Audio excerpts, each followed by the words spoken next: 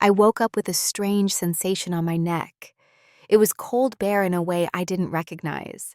At first, I thought maybe the blanket had shifted during the night, or that a draft had slipped through the window. But when I reached up to adjust my pillow, my hand brushed across something that made my stomach drop. My hair, what was left of it, was scattered across my pillow like golden feathers. Jagged, uneven tufts clung to my head, and long strands curled in my trembling fingers. I shot up in bed, my heart hammering in my chest. A pile of blonde hair lay at the foot of my bed, and standing above it was my mother. She held a pair of scissors, her face as calm and satisfied, as if she'd just finished wrapping a gift. No remorse, no shame, just smug certainty. "Emma deserves to shine on her big day," she said softly, like it was the most natural thing in the world. Like mutilating your daughter in her sleep was somehow noble. My sister's wedding was in 12 hours. I opened my mouth, but nothing came out. My voice had evaporated, stolen by the shock. I wasn't a dramatic person. I didn't throw tantrums or cry easily. But at that moment, I felt something crack inside me. A deep rupture that didn't bleed, didn't scream, but simply broke, quietly, completely. "Why would you do this to me?" I finally whispered. My father appeared in the doorway, arms crossed like a judge presiding over a case already decided. "You've always had your looks," he said coldly. "It's time your sister had her moment."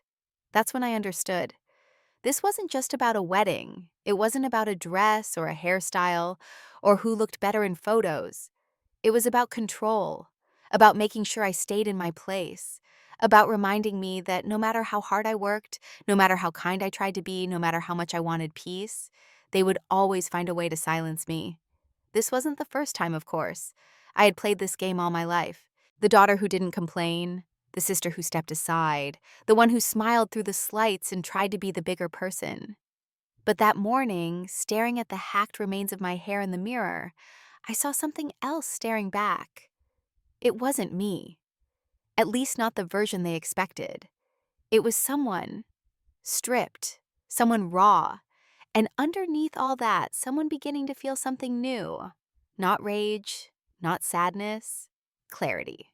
Let me take you back a little to help you understand how we got here. Because this story isn't just about a haircut, it's about erasure, slow, careful, deliberate erasure. And how sometimes the only way to survive being erased is to start again as someone they can't define anymore. My name is Julia. I'm 31 years old. And the morning of my sister's wedding, I woke up to find my hair, something I'd grown and nurtured for over a decade, lying in shreds at my feet. My confidence, my dignity, and everything I had left of self-respect. They tried to cut it all away in the dark of night. But here's what they didn't understand. You can take away someone's appearance. You can humiliate them. You can even make them question their own worth. But you cannot make them stay small if they've decided not to be anymore. I didn't scream. I didn't throw the scissors back. I didn't rush out to the guests and expose everything. No. I stood in front of that mirror, my scalp burning from the jagged cuts, and I looked at myself. Really looked. And I made a promise. Not revenge. Not war.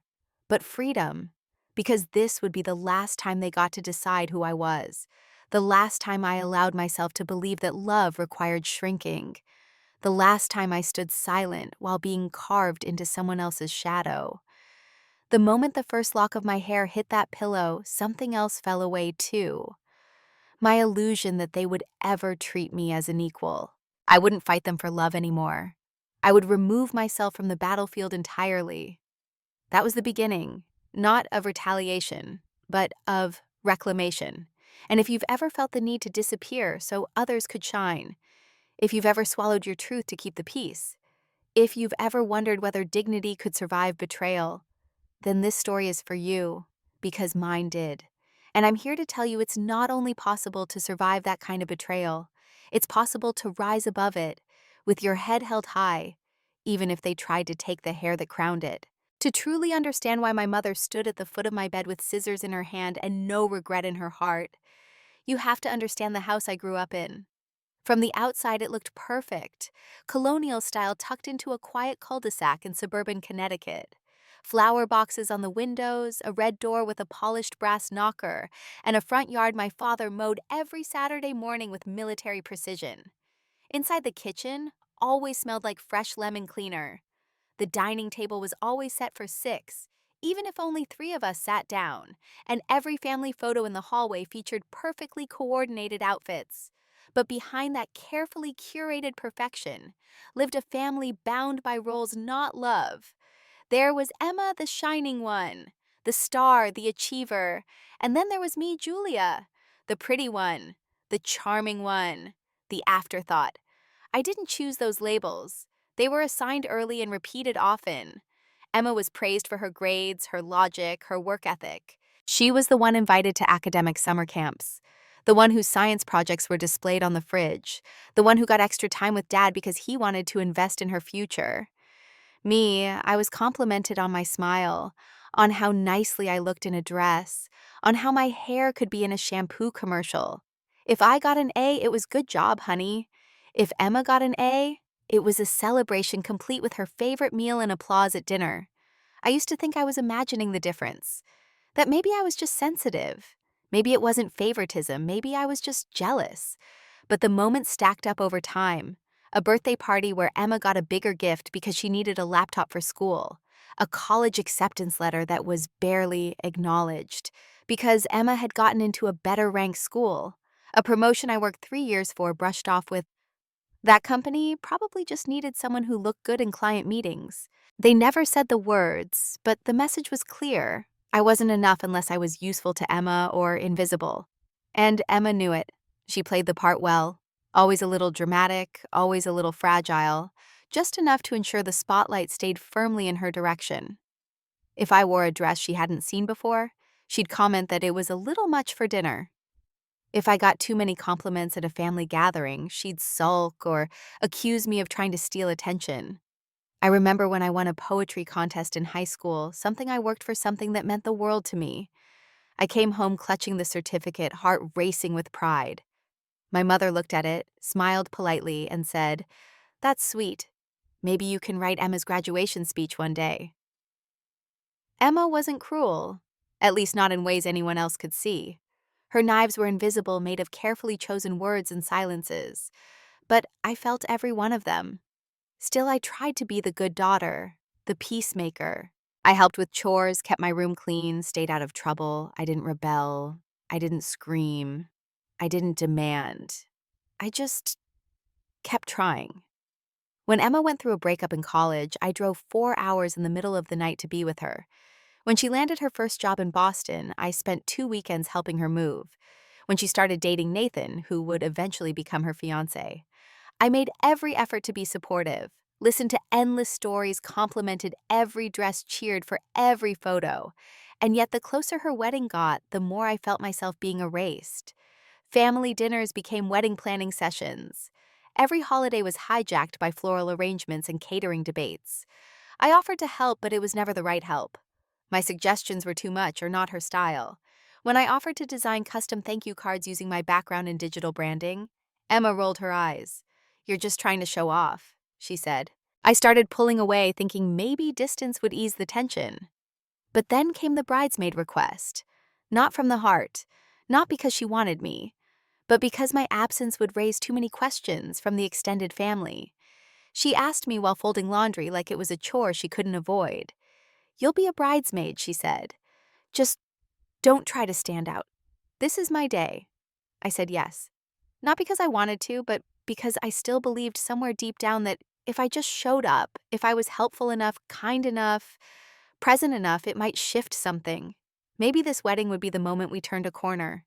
The months that followed told me otherwise. At the engagement party, I wore a modest black dress, barely touched the wine, stayed mostly in the kitchen, helping Aunt Louise with appetizers.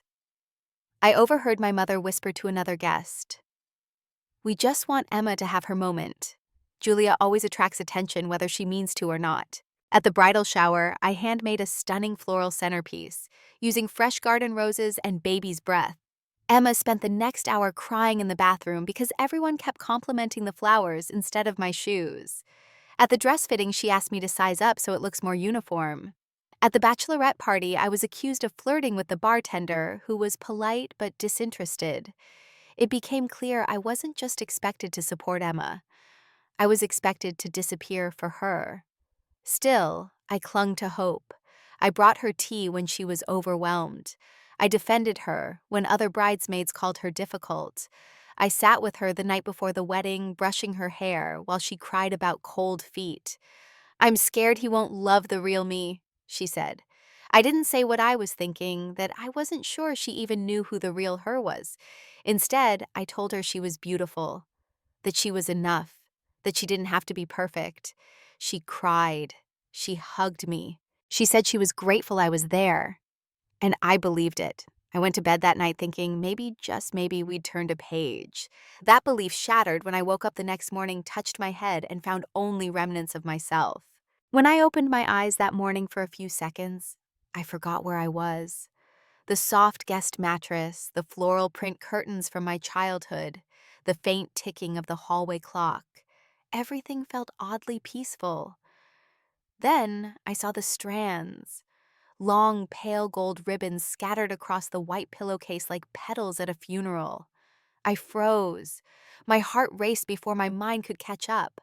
I reached up, fingers brushing against patches of bare scalp and jagged lengths. My breath caught. I stumbled out of bed, nearly tripping on something. It was a pile of my own hair on the floor. I stood trembling, trying to make sense of it. And then I saw her, my mother, standing in the doorway with a pair of scissors still in her hand. Her expression wasn't shocked, not apologetic, not even concerned. It was calm, flat. "This was necessary," she said quietly. I couldn't speak. My throat tightened.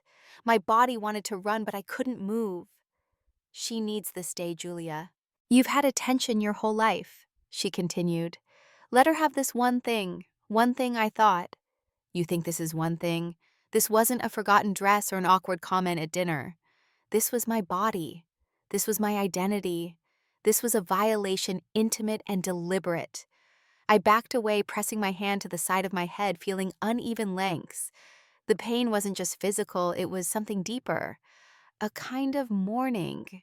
"What did you do?" I managed to whisper. "It'll grow back," she said simply. "But Emma can't redo her wedding."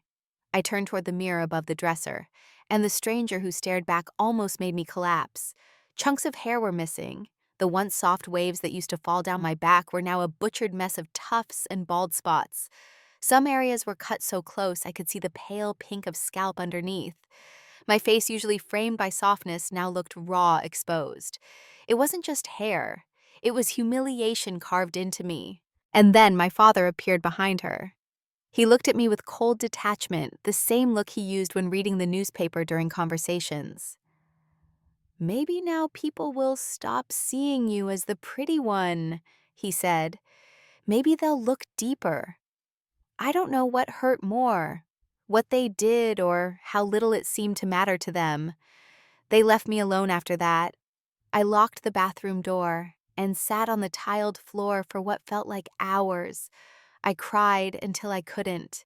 Then I stared at my reflection until my tears dried and my expression turned numb. At one point, I tried to call my best friend, someone, anyone, but my phone was gone. They had taken it. "We've put it somewhere safe until after the wedding," my mother said from outside the door. "You're too emotional right now. We can't have you causing a scene." A scene. They had stripped me of dignity in my sleep, and the only thing they were concerned about was me ruining a photo opportunity. "You're sick," I said through the door. There was a pause, then her voice again. "You're being dramatic." I didn't respond. I sat in silence, breathing slowly, letting the numbness settle into clarity. Eventually there was a knock, light or hesitant. Emma's voice. "Julia, can I come in?" I didn't answer at first. Then reluctantly I unlocked the door. She gasped when she saw me. Her hands flew to her mouth. "Oh my God," she whispered. "What happened to your hair?" I didn't say anything. I didn't need to. "Mom did this?" she asked, though her eyes didn't look surprised, just conflicted. I nodded. She looked down. Well, that was extreme. But maybe it's for the best. The words hung between us like smoke. I felt my stomach turn. You knew I said, "No," she replied quickly. I didn't know, but I guess I suspected something would happen. You just always draw attention without trying.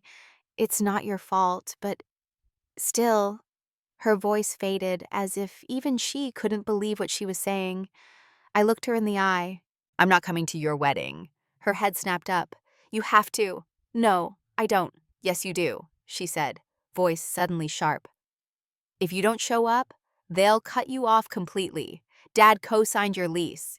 You think your job referrals don't come from his network?" I took a slow breath. The threats were old news. A familiar song. "You're my sister," I said softly. "How could you let this happen?" She shrugged and I saw a flash of the old, Emma entitled Fragile Defensive. "It's just hair." I laughed. It wasn't a joyful sound. It was bitter and quiet. Then I locked the door again. That night I didn't sleep.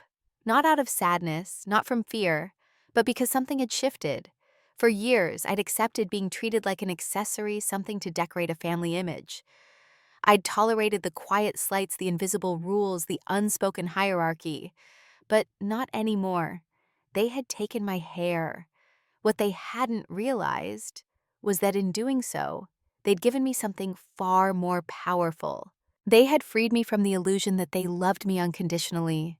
And now, for the first time in my life, I knew exactly what I needed to do. I didn't sleep that night, not a single minute. I lay awake in my childhood bedroom, staring at the same glow-in-the-dark stars I'd stuck to the ceiling at 14, wondering how I could have believed for so long that this house, this family was my home. I wasn't crying anymore. The sadness had passed like a storm that had flooded every corner of me, but left behind something strangely calm. It wasn't peace. Not yet. But it was close. I ran my fingers over the rough patches of my scalp, feeling the clumsy edges where my hair had been sliced away. The girl who used to live in this room would have begged for an apology, or tried to explain herself, or hoped that maybe, just maybe, someone would see her pain and finally understand. But I wasn't her anymore. In the quiet stillness of that night, I made a decision. I would still attend the wedding. Not because they wanted me to, not because I owed it to Emma or to my parents, or to the polite expectations of extended family members who never looked close enough to see what was really going on. I would go because I needed to witness the end. Not of the marriage or the event or the image they worked so hard to preserve, but the end of us as a family. I wasn't going to make a scene. That would have given them too much power, too much proof that I was, as they always accused, too emotional or too dramatic. No. I would show up. I would walk in with what was left of my hair and all that remained of my dignity. And I would let them see that I was no longer afraid of being cast aside. I was leaving willingly. The next morning I woke before anyone else. I showered, letting the warm water run over my head like a quiet baptism. Then I dried off and took the scissors my mother had left behind on the dresser. I didn't flinch. I evened out the mess she'd made as best I could. It wasn't perfect. My hands shook a little, but when I was done, I saw something different in the mirror. I didn't look like myself. But for the first time, that felt like a good thing. I wasn't trying to reclaim what they took. I was choosing what to keep and what to leave behind. In a small bag, I packed the simplest black dress I had, modest, classic, quiet. I didn't wear makeup except for a soft shade of lipstick that made me feel more like me. I slipped on flat shoes, not to hide, but because I didn't want to teeter on borrowed elegance. When I stepped out of the room, my mother looked up from the breakfast table. She blinked, clearly surprised that I was still planning to attend. "You look different," she said. "I am," I replied. She opened her mouth maybe to apologize or explain, but I walked past her. There were no more conversations to have. Emma didn't say much when I arrived at the bridal suite later that morning. She glanced at my hair, at the dress, then quickly looked away. But I saw it, a flicker of discomfort. Not because I looked better than her, because I didn't. That was never the point. It was because I didn't look broken. She expected humiliation, but I brought something else entirely. Composure. The wedding planner greeted me with the usual bright tone, handed me a small bouquet, and began issuing instructions. I followed them wordlessly, stepping into the bridal party photos. When asked, stepping out when ignored. I didn't force my way into anything. I didn't smile too much or try to impress. I simply existed. I watched Emma beam in her gown. I watched my mother hover with proud efficiency. I watched my father shake hands with distant relatives and speak of how proud we are of Emma and all she's accomplished. No one mentioned me, not directly, but I caught the sidelong glances, the hushed questions, the subtle shift in tone when someone finally asked what happened to Julia's hair. And I said nothing, because the truth was loud enough without my voice. That was the power they never anticipated. They thought silence was submission. But silence can also be a storm, one that gathers slowly, steadily, until it changes the entire landscape. During the ceremony, I stood where they placed me off to the side, half obscured by a floral arch. My hands didn't tremble. My eyes didn't water. I watched the vows with a detached grace, almost as if I were attending a stranger's wedding. And in some ways I was. When it ended, I stayed for the photos, the cake, the toasts. I hugged the relatives who remembered me fondly. I thanked the servers. I gave a polite nod to Jackson the groom, who looked vaguely confused by the tension in the room, but too distracted to ask. And when no one was looking, I quietly slipped out the side door into the cool evening air. I didn't say goodbye, not because I was angry, but because I was done. They had made their choice the moment they brought scissors to my bedside. I was simply finishing the sentence. That night in a hotel room I paid for with my own money, using a reservation I made on a borrowed phone, I lay in bed with short, uneven hair, and no family left to call. And I felt lighter than I had in years. Because sometimes dignity isn't something you're born with, it's something you grow into. And though they tried to take it from me while I slept, they only reminded me that it had always been mine to claim. The morning of the wedding was cool and gray, a soft overcast sky blanketing the small-town chapel, where Emma would say her vows. Everything had been orchestrated to perfection. White rose petals lined the aisle. Delicate string music floated from the quartet near the altar. The guests were seated in neat, elegant rows, all smiling, all expecting beauty. And then there was me. I arrived precisely on time. Not early, not late, just enough to slip into place without ceremony. My dress black and understated fit without drawing attention. My shoes made no sound as I walked across the stone steps. My hair, what was left of it, was combed gently into a sleek pixie cut, shaped as best I could manage after the damage. No one spoke to me at first, not because they were rude, but because they didn't know what to say. It was as if my appearance created a silent ripple in the day's smooth surface. People glanced, turned back, whispered. I caught fragments. She used to have such beautiful hair. Was there an accident? She looked so different. I didn't answer the unspoken questions. I didn't offer explanations. I didn't ask for sympathy. I simply stood quiet, still composed. At some point, one of the bridesmaids approached me. A friend of Emma's from college. "You okay?" she asked, her voice soft. I looked at her, considered lying, and then said simply, "I will be." She nodded as if she knew that was the most honest answer she would get all day. The ceremony moved like a slow ballet. Emma floated down the aisle in her lace-trimmed gown, all smiles and delicate tears.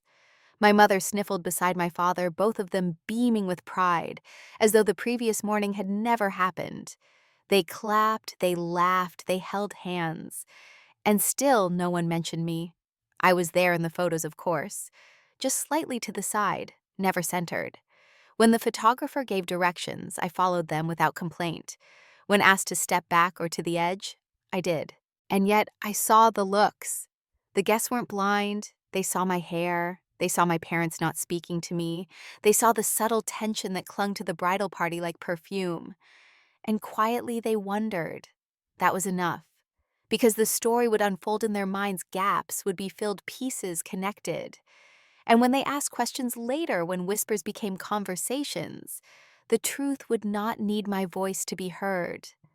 After the ceremony, I found a quiet place near the reception hall's garden, a small bench beneath a tree hidden just enough from the chaos. I sat there alone, watching the guests sip champagne, watching Emma laugh with her new in-laws, watching my parents bask in their successful production. Mark, the groom's brother, whom I'd met briefly before, found me there. He sat beside me without asking. "I thought you might need a breath," he said. I gave a small smile. "It's a beautiful day for a wedding."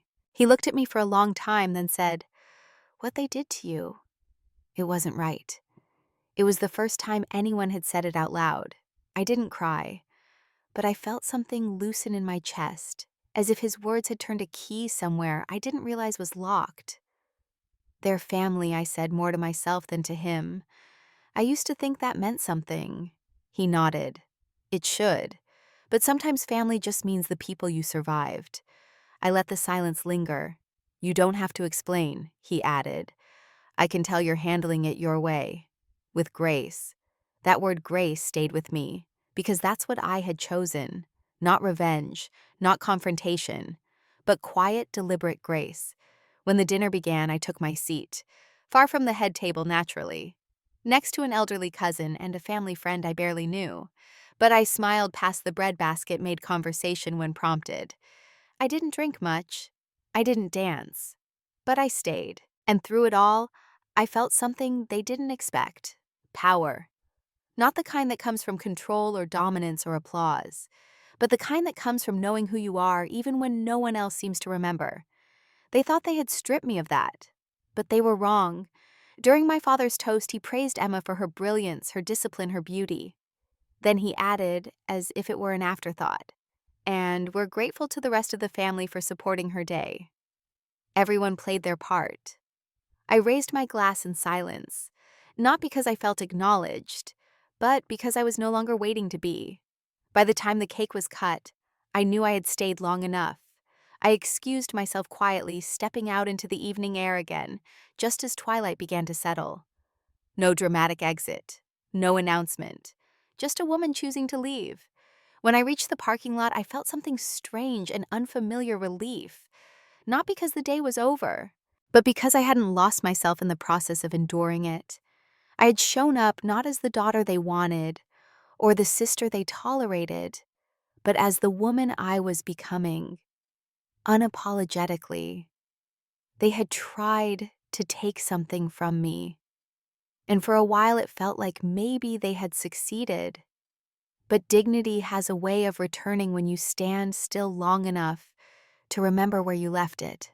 And mine, it had never really belonged to them in the first place. I didn't expect anything to change after the wedding. I didn't leave the reception thinking the world would suddenly realize what had happened, or that my parents would wake up the next morning full of regret. I wasn't hoping for justice, not really. I had let go of that fantasy long ago. But sometimes the truth doesn't need your help. It finds its way out on its own. The first signs came quietly. A week after the wedding, I received a message from my cousin Rachel, someone I hadn't spoken to in months. It was short, hesitant. "Hey, is it true what they said about your hair? That your mom cut it? I didn't want to ask at the wedding, but I've been thinking about you ever since." I stared at the message for a long time before replying. "I didn't cut it myself," I wrote. "And that's all I'll say." She responded almost immediately. "I knew it. I knew something was off. I'm so sorry, Julia. That's not normal. It's not okay." The messages didn't stop with Rachel. An old neighbor messaged me a few days later. Then a former teacher who had attended the ceremony. Then another cousin, apparently Marina, the hairstylist hired for the wedding, had quietly told a few people what she saw when she arrived at the bridal suite that morning. She hadn't believed my mother's story about gum or a bad haircut attempt. She had seen the marks, the jagged cuts, the way I sat in silence, not making eye contact. She told people the truth in her own way, gently, carefully, and people listened.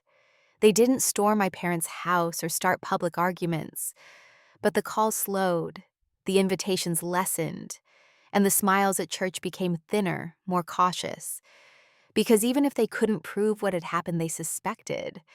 And suspicion, when it lingers long enough, starts to change the air around a person. My mother called me twice in the weeks following. I didn't answer. Her voicemails were cheery and performative. "Sweetheart, we haven't heard from you. Just checking in. Hope you're settling back in after the big day. Everyone says the wedding was perfect." Then more pointed. "I really wish you'd call me back, Julia.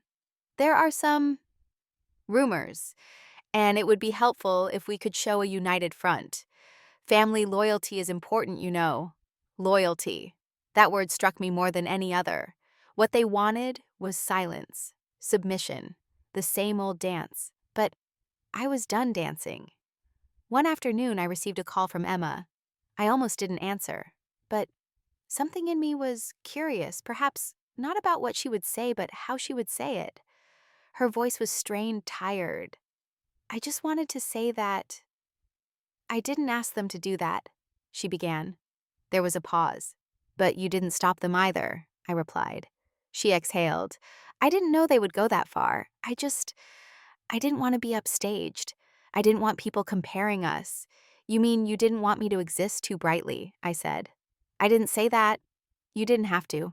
There was a long silence. Then she whispered, "I think you embarrassed them more by not reacting." That surprised me. "You showed up," she continued. "You looked like yourself, not polished, not trying to outshine anyone. Just present. And it made people wonder what they'd done to make you look that way." I said nothing. Mom's panicking. People are talking. Even Dad's gotten questions from some of his clients. They're losing their grip, Julia. I didn't feel triumphant hearing that. I didn't feel satisfaction. I just felt still. "That's not my problem anymore," I said. She didn't argue. Before we hung up, she said quietly, "I'm sorry it came to this." I didn't say I forgave her, because I didn't. But I also didn't say I hated her, because I didn't. What I felt was more complicated. Like someone who survived a fire and now stands in the ashes grateful to be alive, but still grieving what was lost. In the months that followed, more small shifts occurred. A close family friend invited me to lunch, just the two of us. She didn't pry, but at one point she said, "You handled yourself with a kind of grace I haven't seen in years. I hope you know how many people noticed."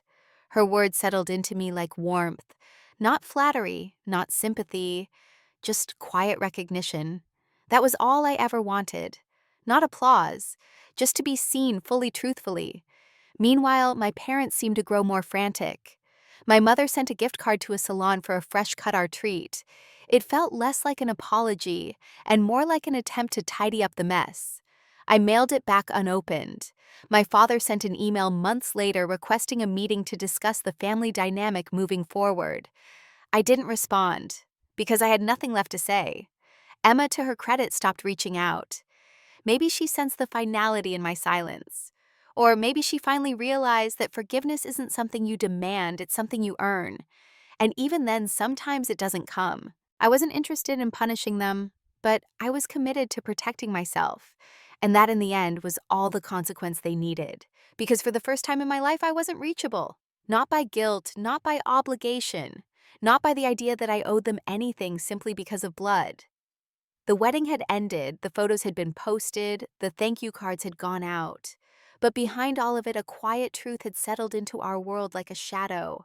They had crossed a line, and I had walked away from them, not screaming, not pleading, just walking. And that silence, that absence, it was louder than anything I could have said. I moved out of my apartment 2 weeks after the wedding. I didn't tell anyone, not even the few friends I still trusted from home. I simply packed my belongings, canceled the lease, and signed the papers for a modest but sunny studio apartment on the opposite coast.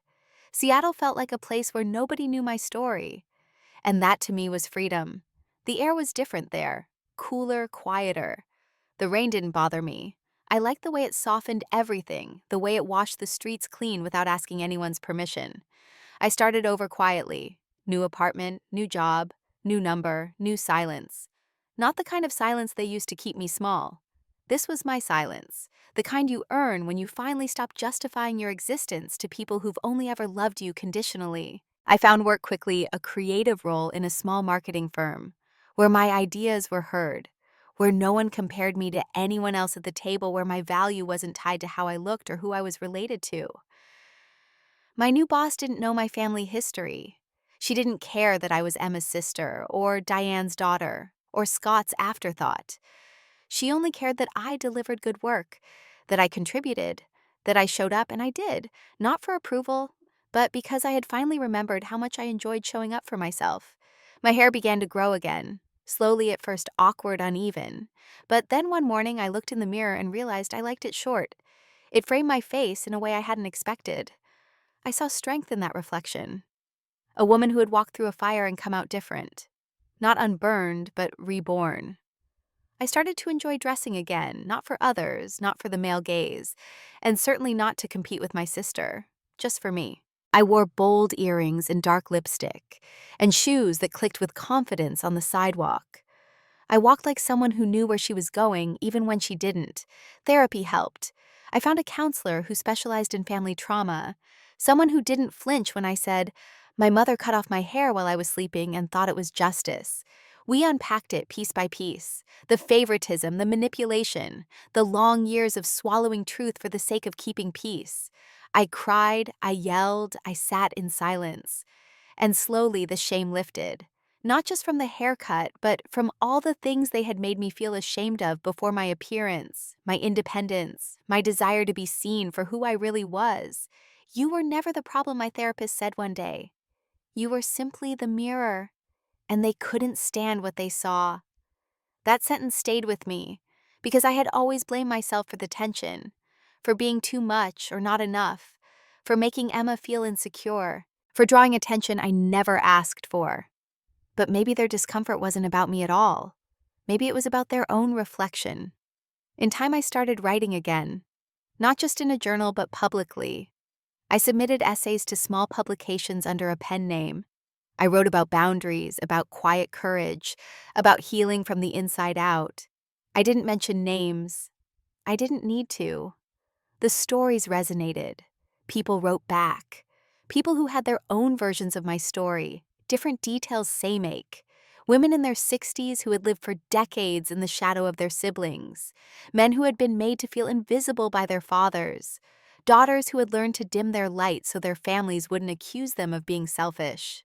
We were everywhere. And in that shared pain, there was something sacred, something liberating. I started a small monthly circle, a support group of sorts. We met in a quiet corner of a bookstore. At first, there were only 3 of us, then 6, then 10. We shared stories, we cried, we laughed. We held space for one another without fixing or judging. One evening, after a particularly moving meeting, a woman in her 50s hugged me and said, "You didn't just reclaim your voice, Julia. You gave others permission to find theirs too." I didn't know what to say, but I held that sentence close to my heart for weeks. I never shared the full story publicly. I never named names, not because I was protecting them, but because I was protecting myself, because I had no interest in revenge, only release. My parents reached out a few times over that first year. Cards for my birthday, a voicemail around Christmas, an email with a photo of Emma's first baby shower, which I wasn't invited to. I didn't answer, not because I wanted them to hurt, but because I was finally respecting my own peace. Emma sent one message I remember clearly. It read, "I know you'll never come back into this family, but I want you to know, sometimes I see old photos of us, and I wonder how we ended up here." I didn't reply, because I already knew the answer. We ended up here the moment they chose control over connection, and I ended up free the moment I stopped asking them to choose differently. One afternoon, as I sat on my small balcony sipping coffee and watching the fog roll over the Sound, I felt something unfamiliar. Stillness. Not the numb kind I had known during the worst parts of my childhood, but a warm, living stillness.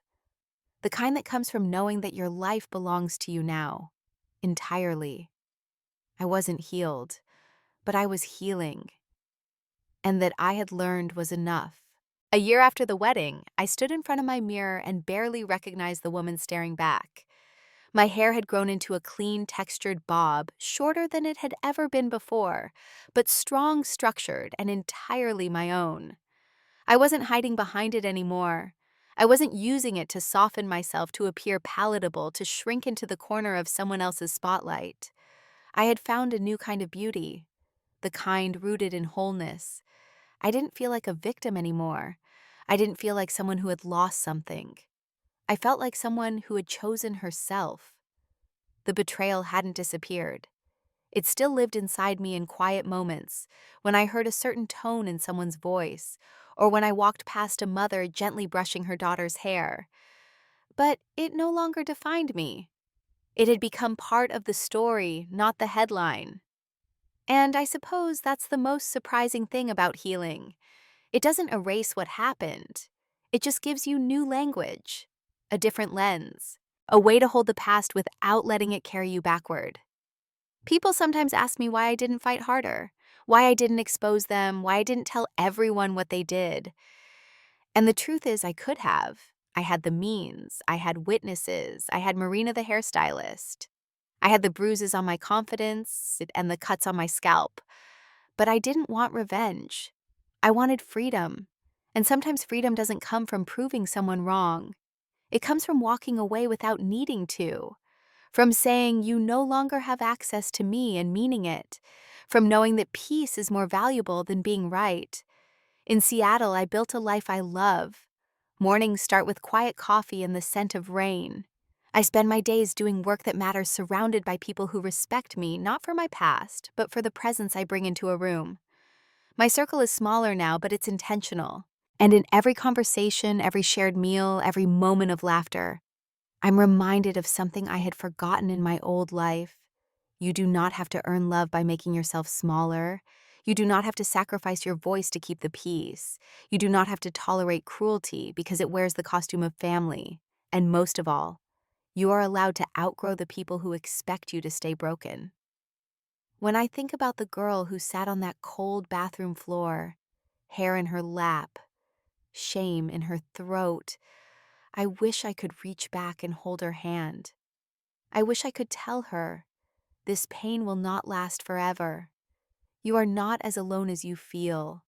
And one day the dignity they tried to steal will return to you tenfold. But maybe that's what growing up is. Maybe healing isn't about forgetting what they did. Maybe it's about remembering who you are and choosing to live in that truth, even when it's inconvenient for others.